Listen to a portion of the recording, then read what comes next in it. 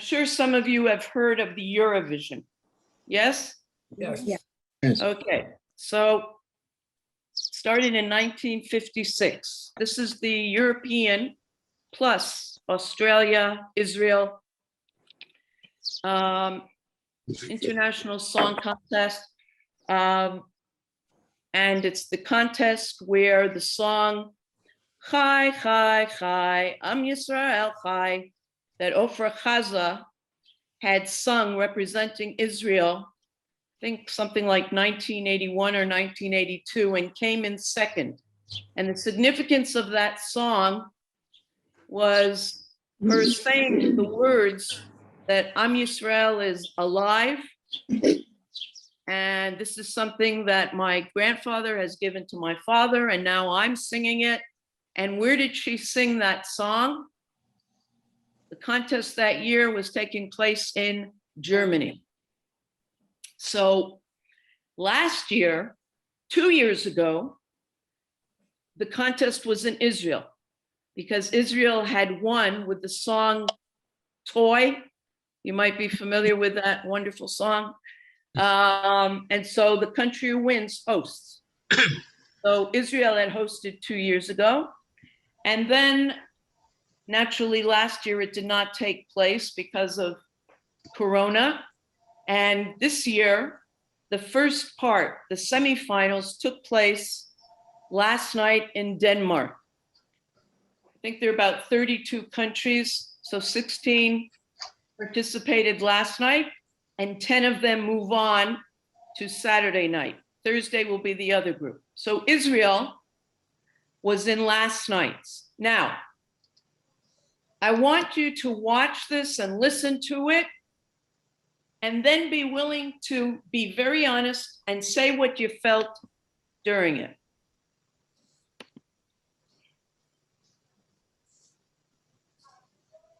No?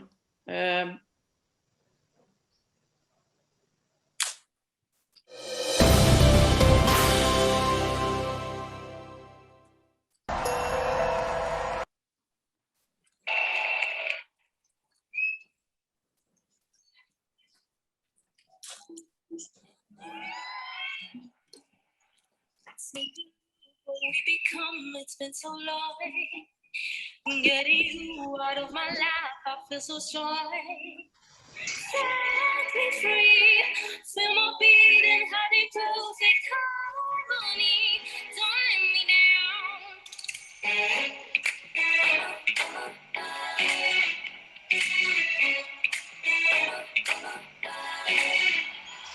Feeling like you're crazy, looking for the reason I don't wanna say goodbye. Feels like no tomorrow, everywhere that I go, babe, I'm gonna lose my mind.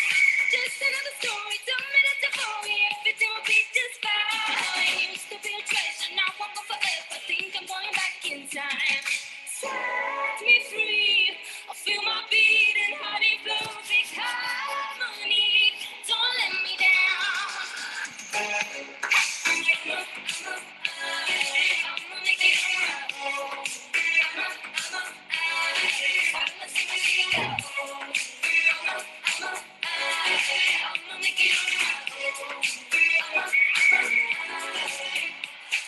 Life has been so easy, used to call us easy. It was paradise. In my bed alone, you're the one and only, and I gotta beat my pride. Clock is ticking, tick-tock, everything is shit-shock, and I don't know what to do. People tell me, honey, I love what I can. One day dreams will become true. Set me free, I feel my beating, heart in perfect harmony. Don't let me down, oh. Set me free. Feel my beating, heart in perfect harmony. Don't let me down. I'ma make it on my own. I'ma see the shit go. I'ma make it on my own. I'm so awesome, come and get some. What are we living for? I'm your reason, spicy season, like we did before. Let me take you high to the place I'm fire. 2021 degrees. Feel my beating heart and set me free.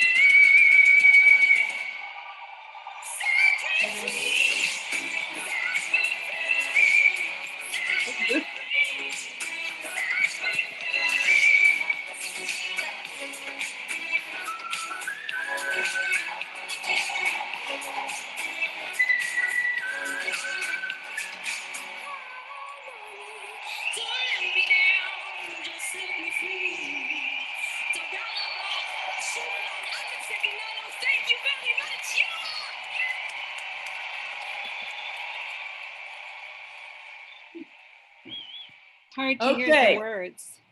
It's hard to hear the words, but just without thinking too much. Oh, I have to stop that. I'm sorry, just a second. How do I do that? Just close it.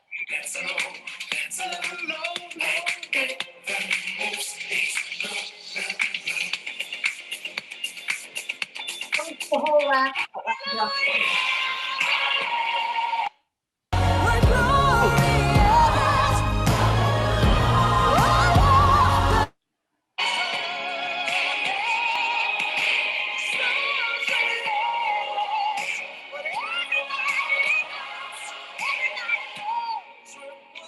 I might have to, Can you minimize it? You have to close YouTube. yeah, Close That's YouTube. it. Close the app altogether, Bracha. somebody help me.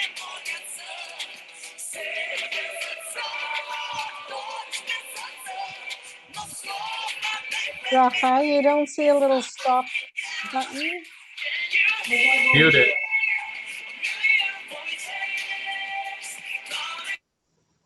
There we go. No, she's No, but muted, that's not gonna me. help me. I might have to Rafa, come back in. Why don't Oh, it's not gonna work. Technology. Close YouTube. Okay, she'll be right back. Oh, Does dear, anybody let's know leave what it. the words were? Does it matter? It could be Jennifer Lopez. Yeah, well, it's been like that a lot of times for a lot of years. Like they're not so, Unacceptable. it's like pop music. The quality has changed over Unacceptable. the years. Hate it. The only comment that was made What on was that? a Jewish insider that I got was that she performed the highest note in Eurovision history. Good, good.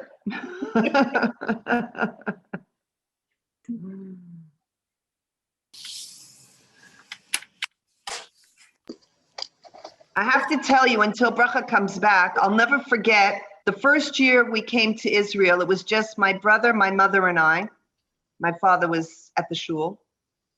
And we had a tiny little TV and we were watching the Eurovision, and the reception was better on Jordan, okay, the Jordan station. And we watched the whole show, and then we realized that Israel didn't perform. Only guess what? They had performed, but Jordan put a commercial at the Israeli song. So there you go. Right. Thank you for taking over. I had to say something. I appreciate it. Okay, so anybody else, anything about it? Yes, actually, I love jazz, but that was rap, right? It seemed to be rap, and I prefer Ella Fitzgerald, actually. Well, what I said before is I think the quality of music, I mean, the fact that Toy won last year, it's deteriorated. Well, I think you're right. I told this to Batya. I said the songs of Once Upon a Time were beautiful songs from all the countries. They're Right. very different. We're of a different generation, that's for sure.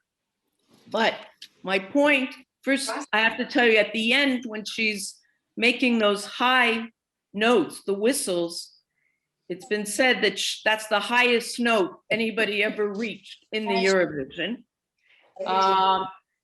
Now, yesterday during the day, they were threatening that people were looking for her to be excommunicated and not allowed. So I was feeling terrible because this would have been the second year that she would have, and she's very, very special young woman. But I didn't particularly, After all the hard work. somebody needs, yeah, to mute, please. Somebody, Gotta take a picture and send it out to everybody that's been interested in that to show he finally made it, my God. please mute. Merle. Okay. I didn't particularly love the song, but as I'm watching it, there's a feeling of this is ours. And of course, you want her to succeed. And it was just a very, very good feeling. So I was wondering if there's room for subjectivity. For objectivity, was I able to see that there's no way that song should win, but you never know. But it occurred to me that that's a key issue in how we're all dealing with the news, going back to what Abe said, that we're receiving and you're receiving outside of Israel, and some even inside of Israel. What's the bottom line? Like, are you watching the news and therefore that's going to impact upon you in how you feel about that news? Or are you going to watch the news in a certain way because it's very clear to you how you feel about the narrative that's taking place? And I have to tell you, that's a very difficult situation to be in because you're not sure where people are at, whether here or outside of this country. And some people choose to stay away from discussing it. People who are very close because they are at odds with the story. And that's difficult as well. And we'll get into that in a bit. Okay, now no more music, but I am going to share the screen. Okay. So, looking at text number 1. This is after 20 years of Jacob having run away, fearful for his life from Esau, and now they're about to meet. And the messengers returned to Jacob saying, "We came to your brother Esau, and moreover, he is coming to meet you, and 400 men are with him." Then Jacob was extremely afraid and was distressed. Commentators ask, what's the difference between him being afraid and being distressed? Anybody want to venture a possibility? What the difference would be? What's the Hebrew? Vayetzer ve'pachad. So that's an easy way, Marilyn. I know, there is a difference between being afraid of something and being sad or not being hopeful. But here in the Hebrew, I guess the two words tend to be closer because the word vayetzer, similar to tsar and Mitzrayim, is you're feeling very narrow and enclosed. So that could make you afraid. Anybody else? Well, it turns out that most explain it. Yaakov was afraid that Esau might kill him. And the distress represents Jacob's uneasiness or fear that he himself might kill Esau or one of his clan. And it reminds us of what Golda Meir had said about forgiving, perhaps, that they've killed us, but not forgiving that they've made us into having to kill others. Now, friends, some of you have been in touch with me and have expressed disbelief with not just our nearby enemy, but also with those who condemn Israel and not Hamas and the Islamic Jihad. Believe me, I don't get it either. Now, there's a word that's being thrown around here the last week or so, symmetria, better known in English as symmetry. There are those who really believe each side is equally to blame for this madness. Now, this is not an issue because of the settlements, because the hatred was there way before 1967. And it's not because of these homes where Jews had lived and then had to leave and own these homes, and the rentees haven't been paying their rent. No, that's not what's behind this. Hamas' explicit aim is to kill and eradicate the Jewish people. Now, it's very interesting. When I wrote those words before, eradicate the Jewish people, it felt very distant, putting it that way. Because in fact, and this gets back to what I was saying about the song and the news, that when I say they're looking to eradicate the Jewish people, that means they're looking to eradicate me, us. It's not something so far away as we're told to do on Pesach. Now, what about Israel? If we want to talk about symmetry, that's not Israel's aim. Israel is trying to defend herself. As a whole, we are that Jacob. We are afraid, and rightly so, of the dangers. But I think as a whole, we are so concerned about the lives, not just of our clan, but of others. Why else would they send down flyers and make phone calls to warn people? It's not our fault that they house themselves and their ammunition in residential areas, in places where children and women and men, civilians, are. Now, why did I say as a whole? What's happened, and for some, this has been more distressing than the actual enemy outside our borders. What's been going on in some towns in Israel over the last week or so, in towns that have been known for their coexistence, the residents, Arabs and Jews.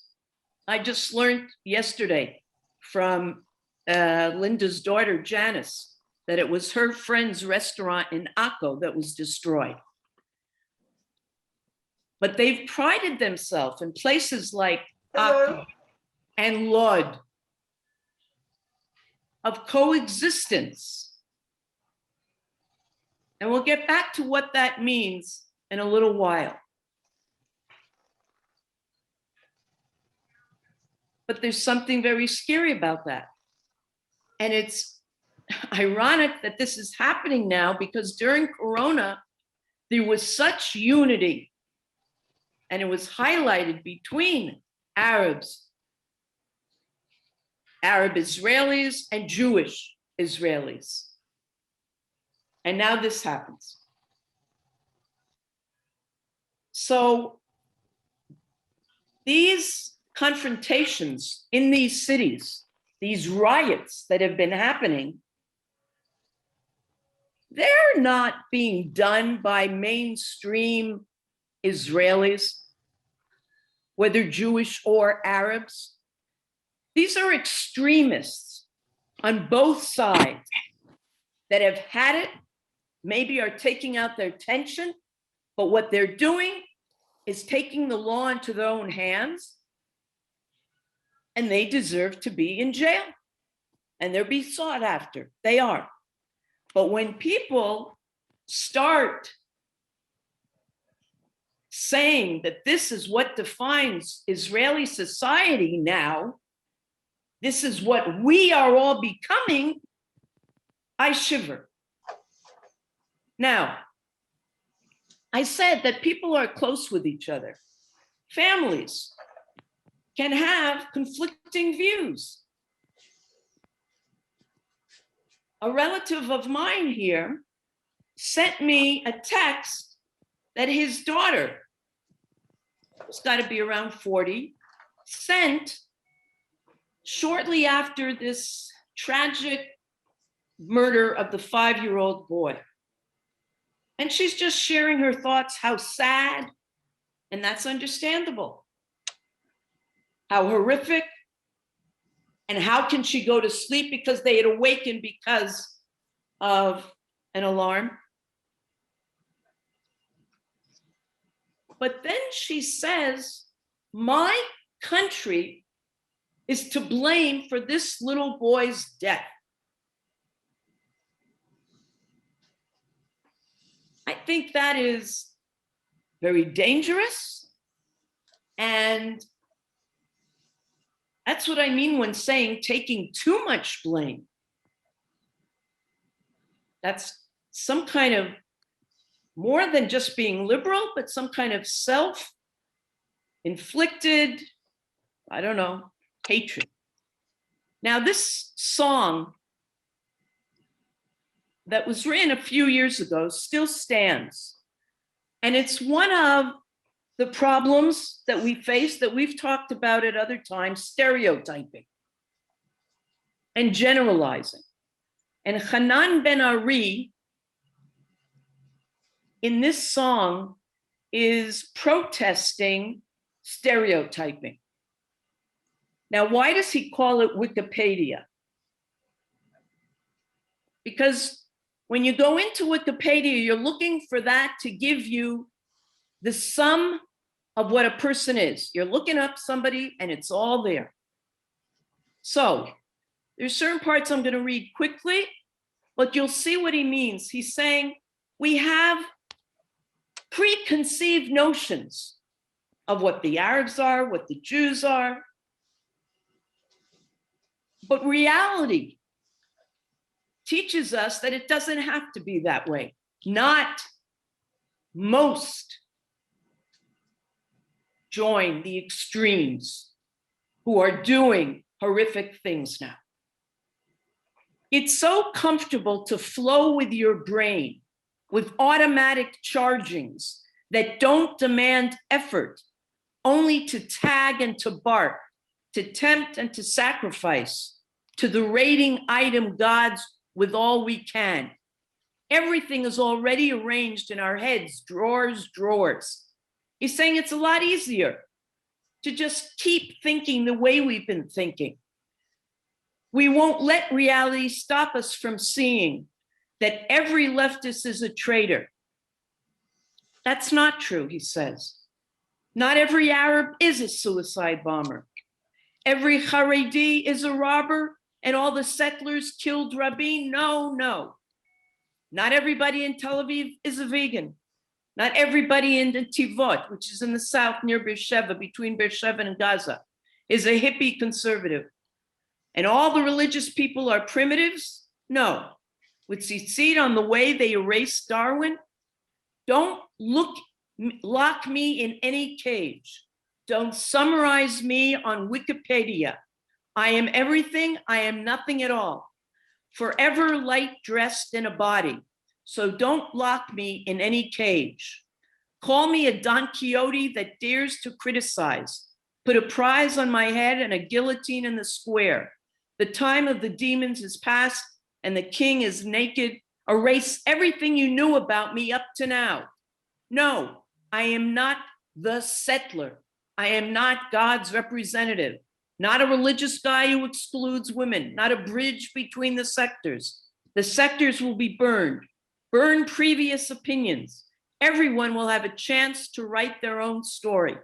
Because if everything is revealed and known from the beginning, cliche by cliche, we will not let reality stop us from seeing that every Mizrahi is segregated. Every non-religious person is dirty heretic.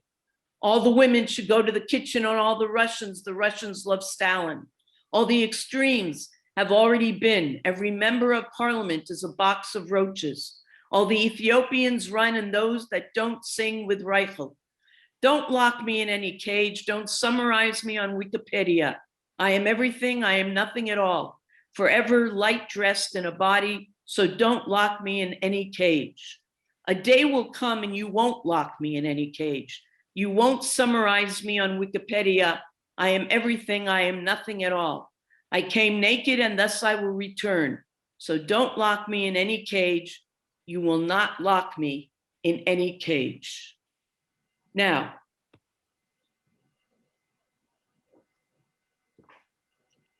once you get set in a certain way of thinking, whatever it is, and the older you get, it is very, very difficult to break away from that. And it's, I think, an almost impossible situation.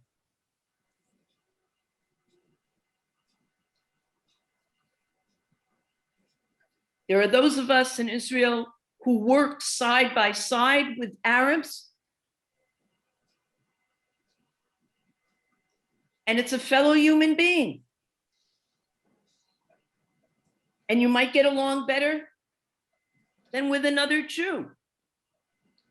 But then there comes a point, if there's a war going on, it's like there's now a wall that's put up, because the bottom line is you're from two different worlds. Now, there are all kinds of attempts here. Besides the cities that I mentioned of dual existence, to get to know each other. And that I might personally find a bit strange. But I say to myself, that is the only way that you can begin.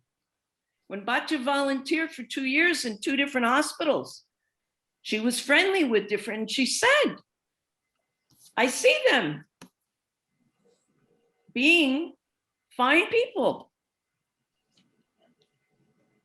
On the other hand, you have a 16-year-old who doesn't understand how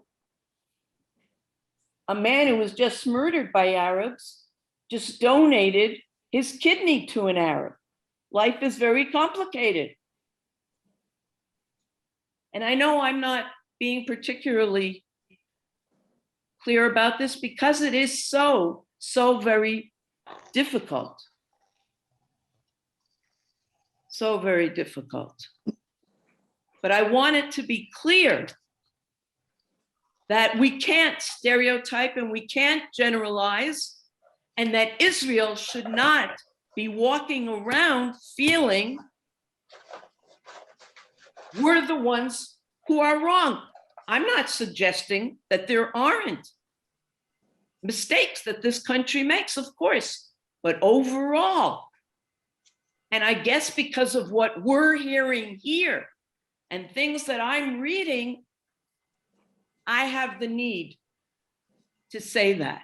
Yair Lapid, who was hoping to become prime minister, describes these extremists as being a bunch of pathetic hooligans who don't represent Israel. You know, many people are devastated when they see Jewish hands dirtied with the inescapable blood and guilt of operating in the world. To these many people, I would say, first, to realize a dream, and it's still a dream, Zionism and building this light unto the nations. To build a dream, you have to live in reality. And reality of self-determination brings with it unavoidable burdens.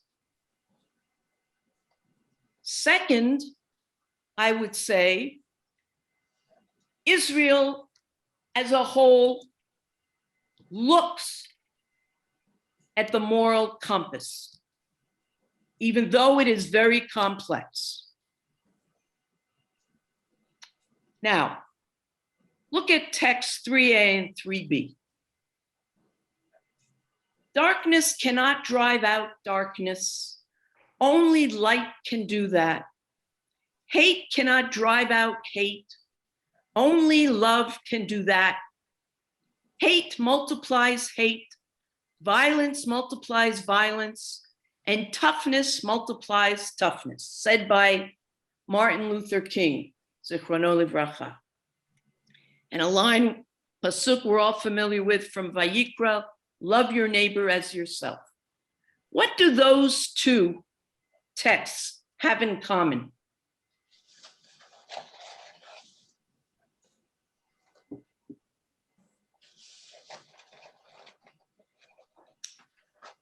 Anybody?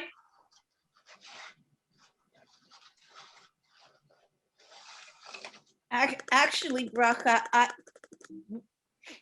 Yes. I don't know, I'm getting, I would have juxtaposed the two readings that you read. I would have put the first one first.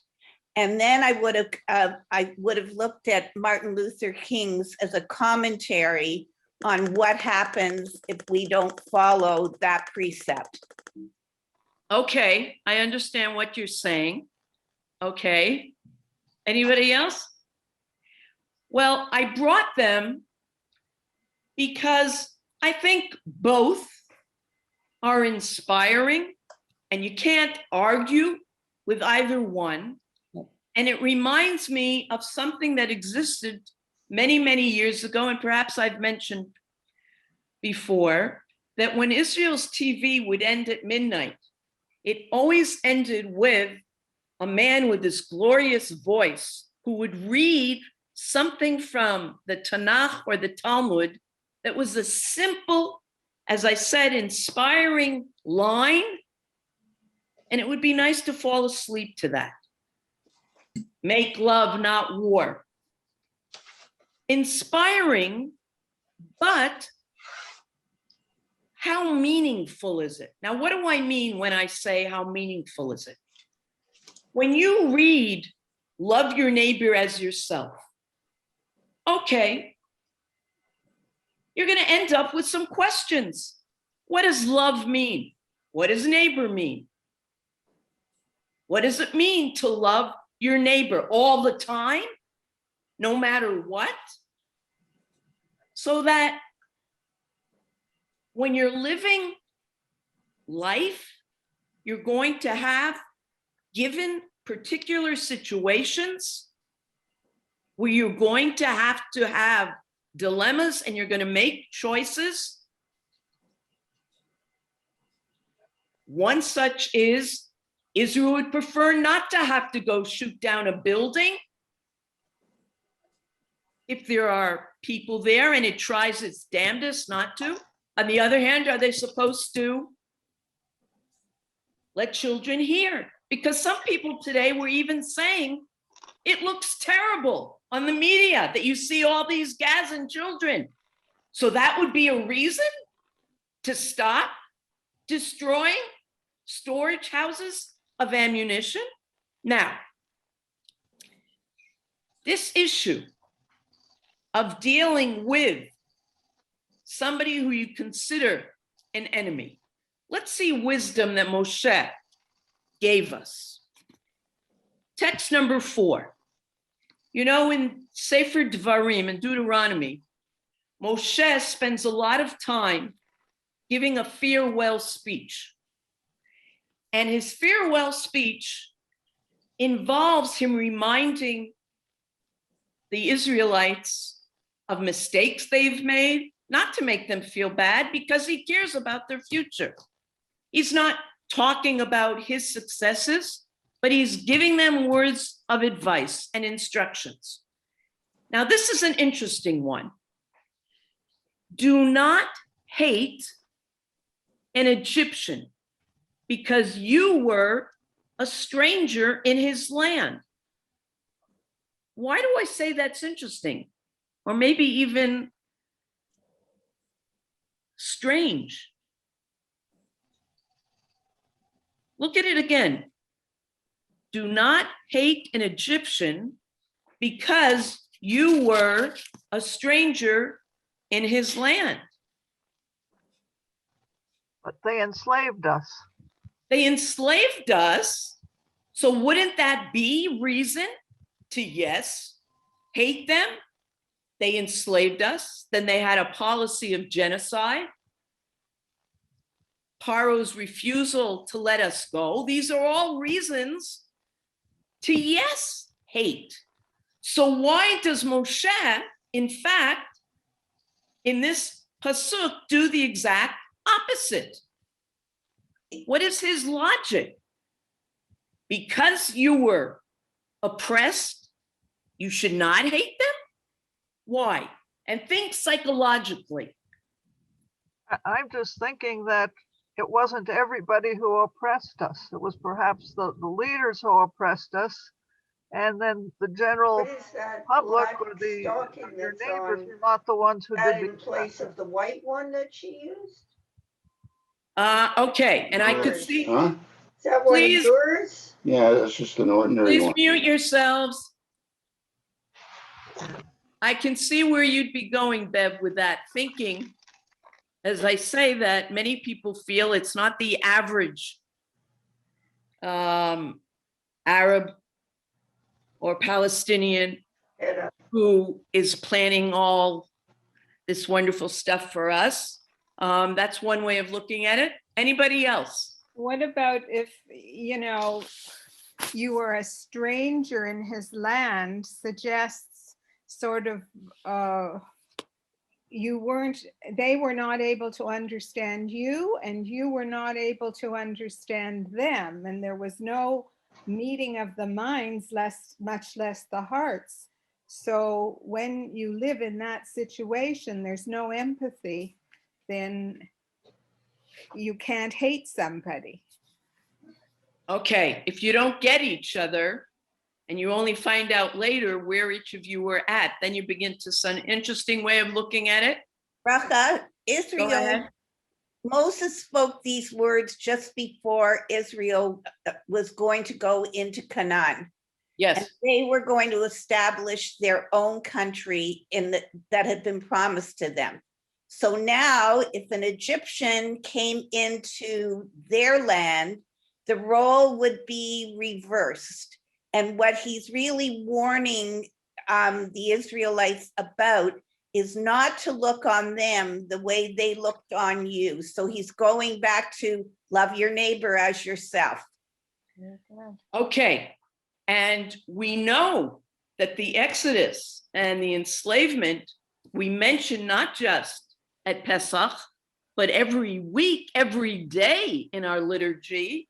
And it is for that exact reason. You know what it's like to have been oppressed, so don't you dare inflict that on anybody else. Yes, but there's a little bit more. We all know that if we hold on to anger, feel hate, that usually we're the one who suffers. And in order to really be free, you have to let go of that hate. And Moshe, as Marlene just said, is looking for them to be able to go into their new country and be energetic and not be paralyzed. Because if you're still feeling that hate, you might not physically be enslaved, but your mind is in chains.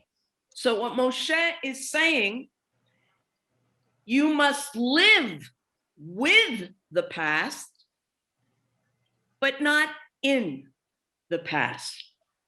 Now, this is very interesting because what if that experience that's causing hate is not a thing of the past? What's going on now? is there a way of going through this without feelings of hate?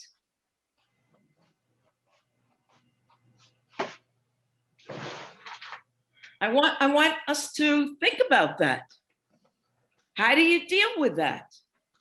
I If you mean, put yourself in the other person's shoes, understanding their point of view in depth, listening to them, that can help to overcome the hate if you really understand where they're at and what their thinking is.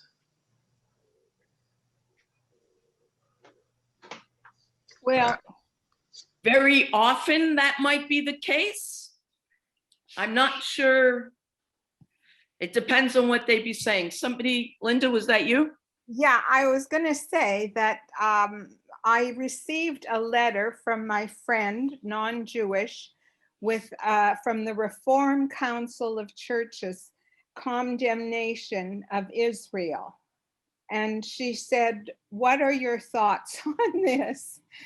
And it took me 3 days to answer this letter. It was really hard. I went through it paragraph by paragraph by paragraph, because I think if someone presents you with an argument, you have to present an argument back, and you have to do it in an understanding way. But it's really, really hard. But by the way, she wrote me back and she said, "I completely understand." So is there, I understand what you're saying. So are you, Joel and Linda, saying that there would never be a time that somebody is wrong and there's no way they'd convince you? Hamas is wrong. Terrorism is wrong. Right.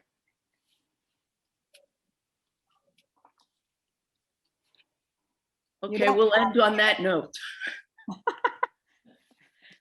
Okay, I'm just raising thoughts that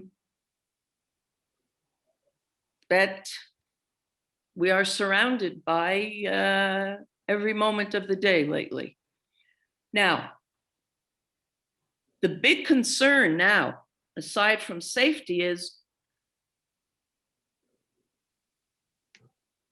as I said, that there was a feeling that there was unity, perhaps not between the Haredim and the Chiloni. Certainly now there is, but between Arabs and Jews in the country during Corona, and in these communities where people were living side by side, there is concern for the day after. Will have that, what's gone on, will that have broken this feeling? Or will it be cause for strengthening attempts at getting to know each other?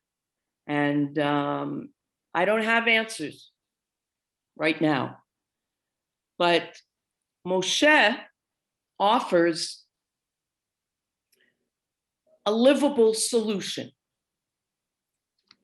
Look at 5A and 5B. Go ahead. Bracha, I was wondering if anybody remembers the history of after the massacres in 1929 in Hebron, and that had been a community that lived for more than 100, 200 years together. And then because of the incitement of the pro-Nazi leader, they massacred Jews. I don't remember, and maybe somebody else here does, what the history is of how things went after that.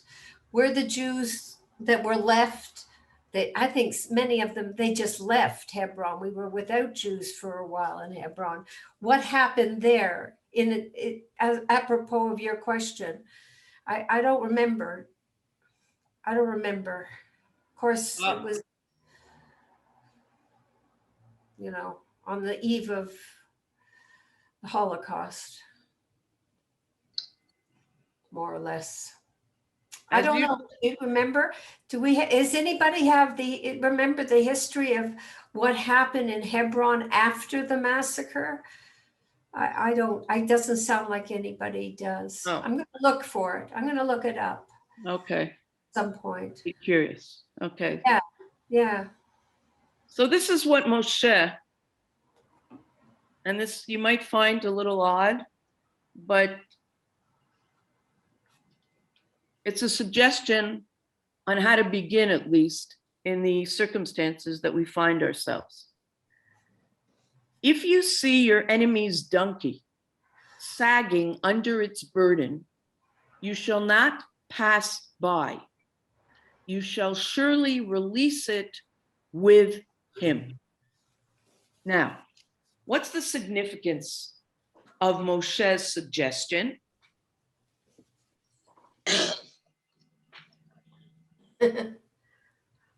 I always read that as being the sympathy for the poor donkey. Never mind. Well, the it is also, just because it might be your enemy, why should the animal have to suffer? That is.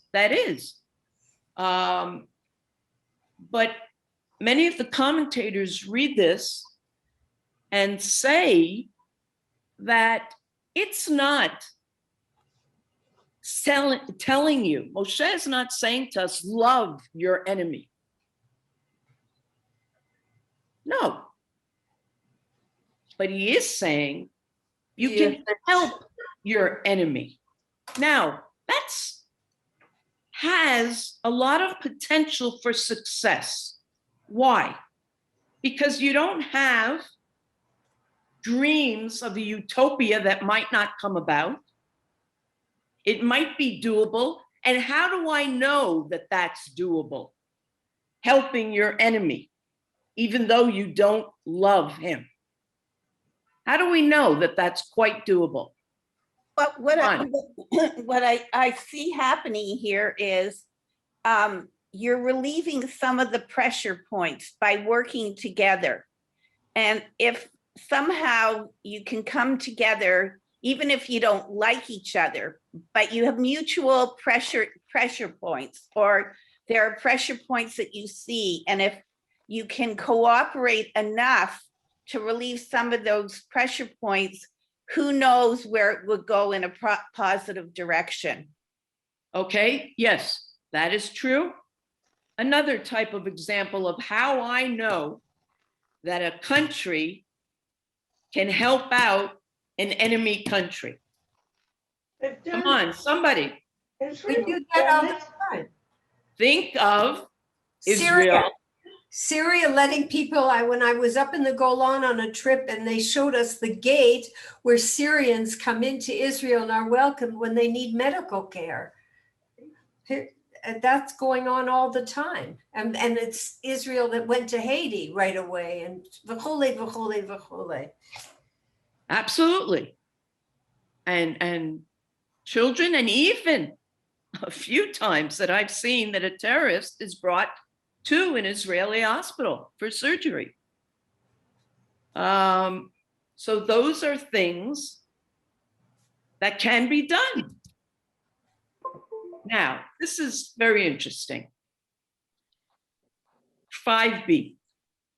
If a friend requires unloading and an enemy loading it, one's first obligation is toward his enemy in order to subdue his evil inclinations.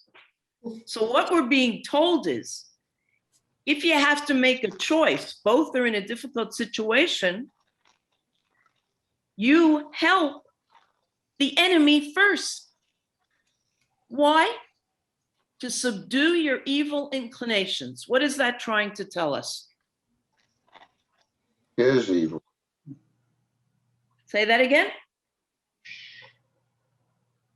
His evil inclination, it helps calm him down. Okay, all right. If somebody's evil inclination would tell you, I'm not going to help my enemy, but if I go and do it, that's already a step in the right direction. If you don't help your enemy in this case, and you go and help your friend, your enemy is going to say, see, he could have helped me. I needed his help and he didn't help me. And that's just going to increase his enmity.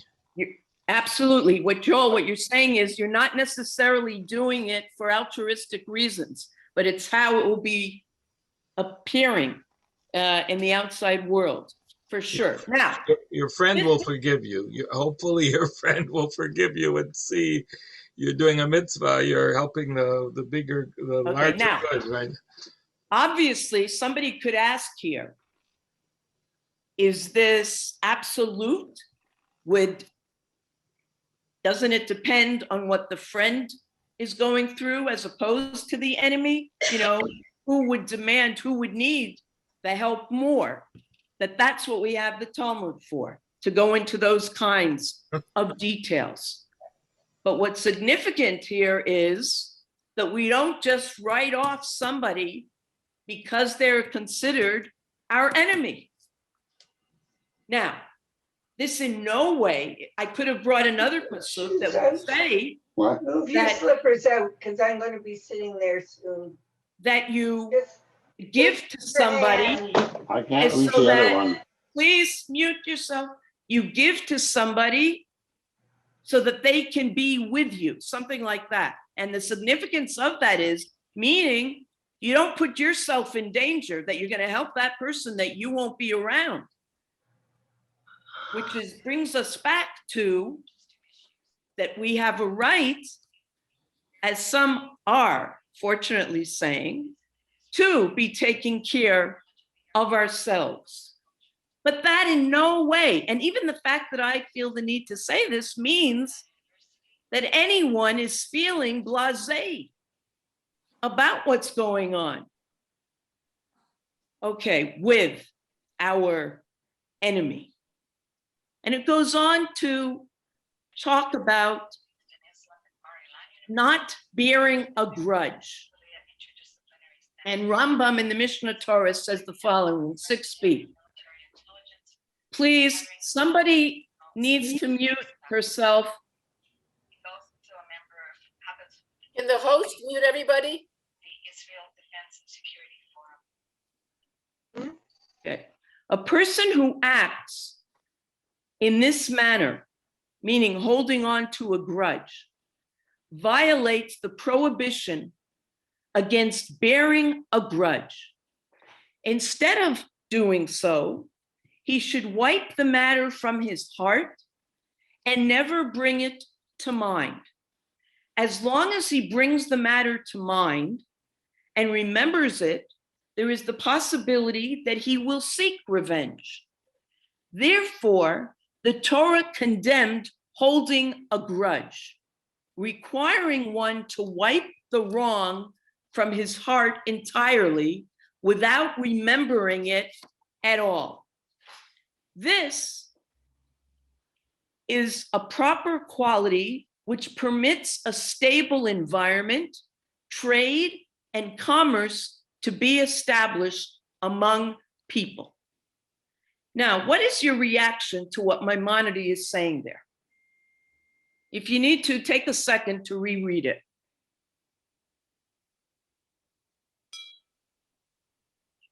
There could be Bracha. Yeah. Bracha, I was going to say this before. Yes, the bottom line is economics is the underlying thing. If people have the ability to have economic stability and are able to do business, they're able to reach out and overlook. Like I spoke to my cousin in Haifa.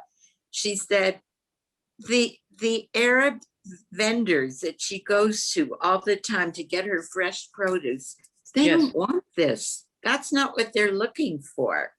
And the bottom line is, if generally, if a person is economically content and secure, they don't want to destroy and ruin and argue and so on.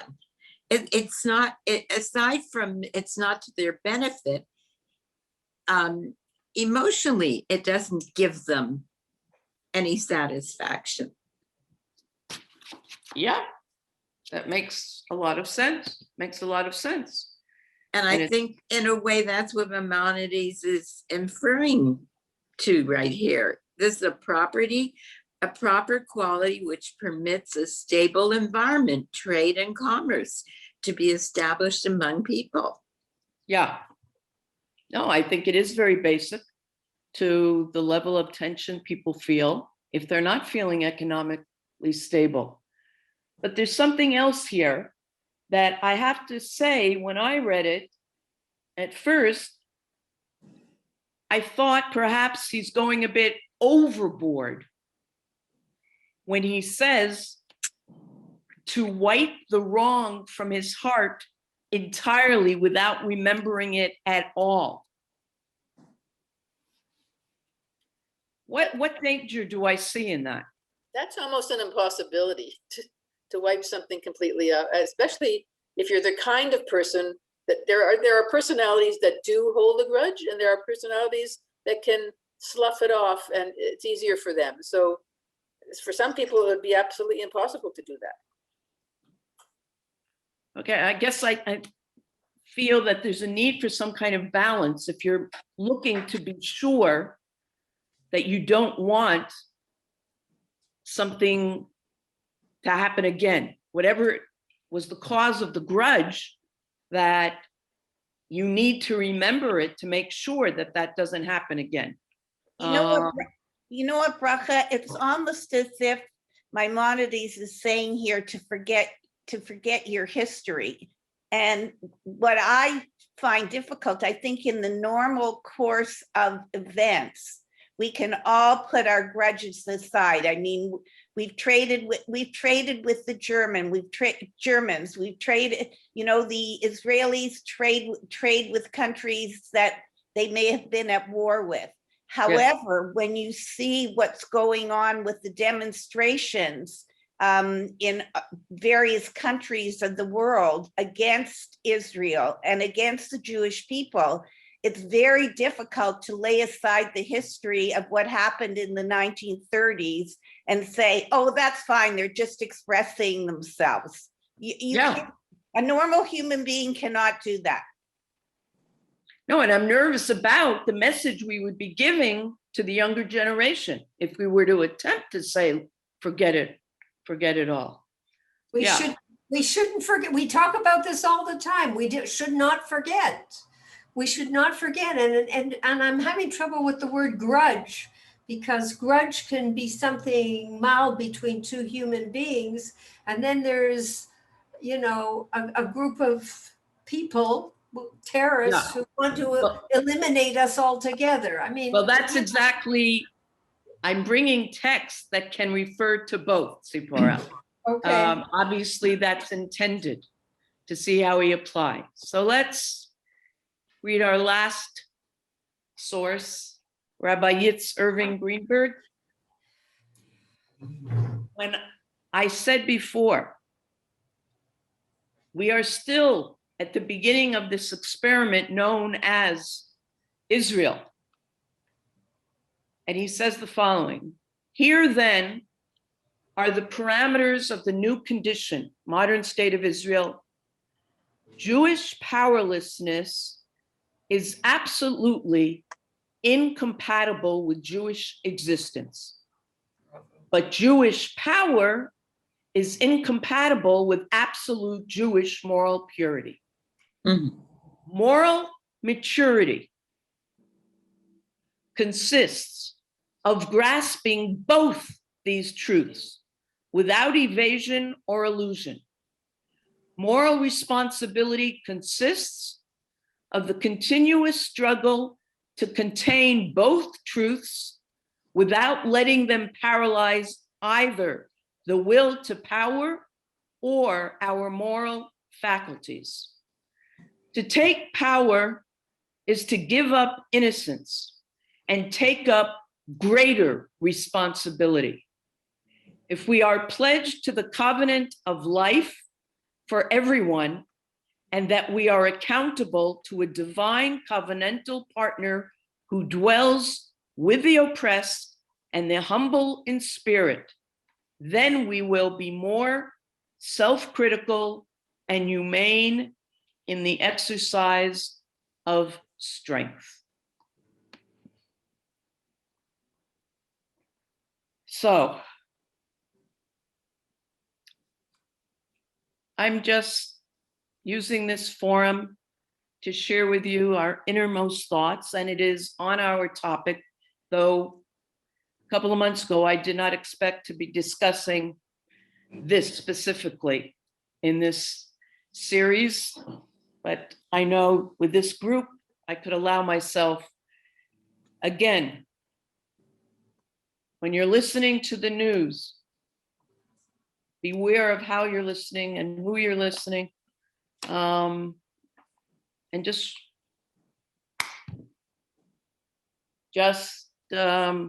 stay in touch with the people here.